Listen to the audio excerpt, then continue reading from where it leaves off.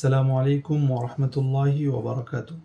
আজকে আমরা আলোচনা করব বাংলাদেশে যখন আজানের সময় হয়ে থাকে, একই এলাকায় অনেক মসজিদ হওয়ার কারণে একই টাইমে প্রত্যেকটা মসজিদে আজান হয়।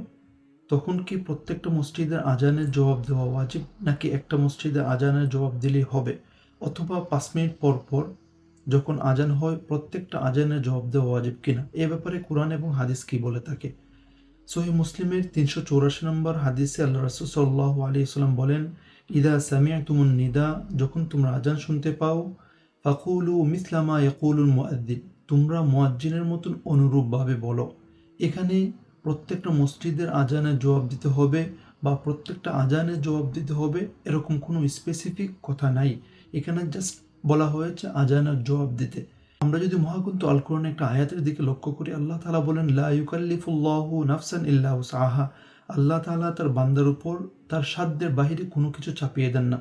যেহেতু প্রত্যেকটা মসজিদের আজানের জবাব দেওয়া বান্দার জন্য কষ্টকর, একইভাবে প্রত্যেকটা আজান 5 মিনিট পর পর যদি হয়ে থাকে সেটার জবাব দেওয়াও বান্দার জন্য কষ্টকর, কারণ বান্দা অনেক সময় কাজে থাকে, কর্মে ব্যস্ত থাকে।